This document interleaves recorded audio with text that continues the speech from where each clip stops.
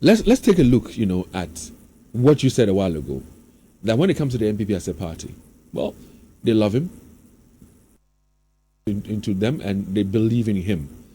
What he ought to do is like what somebody else said, another professor said, is that how does he market himself well enough for people who are non-NPP? How can he be able to do that? So that is where the marketing comes in.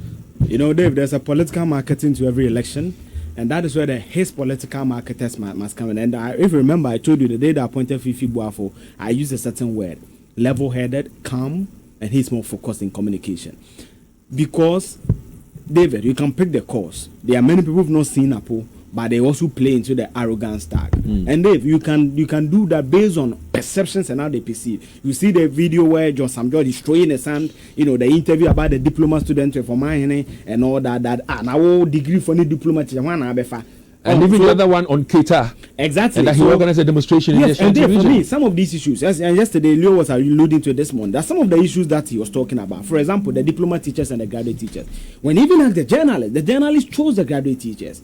But because of his body posture, and he made a reference to what happens in another. Is it Finland? Yes, Finland, and it's true that in Finland you have to have a master's degree, a PhD to teach even at the basic level. Yeah. It's a truism. But you see, his communication, his style of communication, his body language, and how sometimes he comes across may what be feeding into the cross carpet thing. So within the MP, people knows him because they go to Congress, they go to his office, they encounter him when it comes to constituency and all that. But some of us may not have encountered him on that level. So that is why I said, one, the political marketing comes in. Two, they must not play the arrogance tag. Dave, you see, when you want to fix something, for example, why do you think the corruption perception of Index of President Kufuor is worse?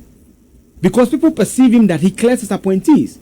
So when Cecilia's issue come, I believe in the fullness of time you'll be vindicated, even before investigation start. But if the president said that I've instructed Yoko to, when the general watchers of these things are looking, the president have instructed Yoko, they may not have come to a conclusive verdict on it, but they know that at least the actions of the president oozes a certain aura of corruption. Look at what is happening to the OSP. So it's a perception that the government itself is fighting the OSP. And that's the same thing Matthew opoku-prempeh is fighting. So it is for his political marketers and the MPP, as Austin said, to highlight the strength that he has. The strength of gravitas. Because Dave, you see, when you look at Bawumia, for me, for example, if Bawumia was maybe, Napo was the vice president, Bawumia is saying, there are many things, when you listen to the speech of Dr. Mahmoud Bawumia, you clearly see he was helpless. He says he goes on Peace FM, says he levy, I don't support it, and that is implemented. Most of the things that he says he didn't believe in was implemented. Look at the two individuals here. The posture of Dr. Mahmoud Bawumia and that of Napo. It's complementary. Do you think they can work together? Yes, I have heard in some quarters that Napo may have a repetition of a car Rollins. Kind of. Yes, there's been something like that. But then I think that in as much as Napo has been touted arrogant, I'm here to hear any incident where he assaulted anybody. I'm here to hear of any incident in Parliament where maybe there were fisticuffs. We've seen that in our fourth Republican dispensation. I've not seen Napo involved in those things. Yes, there may be times they may change tantrums, innuendos in Parliament, but I've not seen him being physical with those things. So I don't think there are car. And people who have worked closely with him, like the Japan Messers and Co, will tell you that he's an action man. He wants work. No, I don't even believe in those testimonies. I was making the point. And again, there's a friend of mine, and let me say, and my in-law works in that ministry as well. I've told you that before. Yeah. My in-law works in that ministry before as well, and he will tell you the kind of person he is. Yeah, Dave. So for me, the reason why I don't want to believe the MPP testimony, that when I want somebody to testify about Napo, for me personally, if I'm part of his campaign, I won't take that from the MPP. One of the key things that, for me, spoke about how intelligent he is was my personal testimony about my mates in KNUST when I was KNUST, and how they celebrate him. And last Saturday, you heard the former Deputy Minister for Kweku Reketega and the MP for, I think, one of the Cape Coast, not for South, I forgot him, testify of how he works, his work ethic. Yeah. So, for me, that should be what the MPP should trumpet, and that should what should sell Napo to the general population beyond the MPP, because the MPP itself does not have 6 million votes.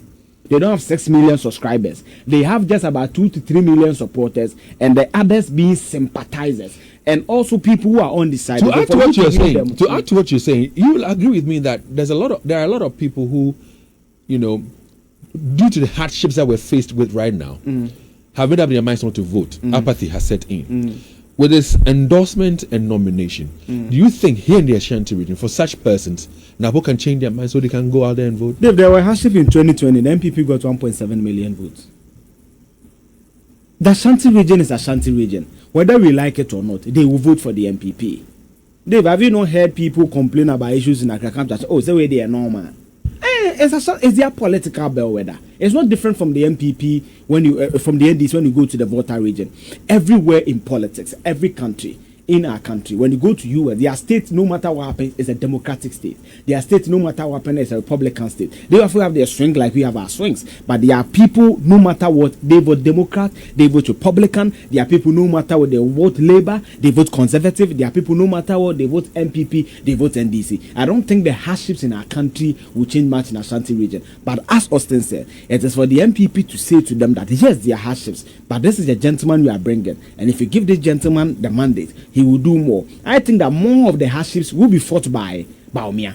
Bawumia will fight that hardship economic angles. It is for Napo to revitalize the MPP in its base, particularly in the Ashanti region, then try to win or make inroads into the other regions, deflate the NPP or the NDC in those regions, maximize the gains of the. Because for me, when you compare Bawumia to Mahama in the north, I think Bawumia has a slight edge over John Mahama in the northern region. But when it comes to the southern region, Mahama is also pretty strong based on the 2020 results, based on the difference he lost in 2016, how the MDC moved from a very monumental defeat, came and took parliament to a hung parliament. It is not for nothing. That is work. And even at the time, Dave, you see, the reason why the 2024 election is a cliffhanger is this. Whilst parliament was becoming a hung parliament, candidate Akufo-Addo won over 500,000. Yes. So it tells you that irrespective of even the hardships we are going through in 2020, our economic paralysis started in 2019, even before COVID. But people still voted for candidate Akufo-Addo. So it tells you that it is not a given for the NDC. And therefore, Napo coming on board and revitalizing the MPP sent a certain strong signal to them. However, as I said, they need to trumpet his key attribute. What for me, looking from outside, his work ethic from the likes of Kwekuru Ketegan, who've worked with him for 12 years. Like I said, an in-law of mine has said same. Yeah. Let me go to Austin Wood. Austin, as we wrap up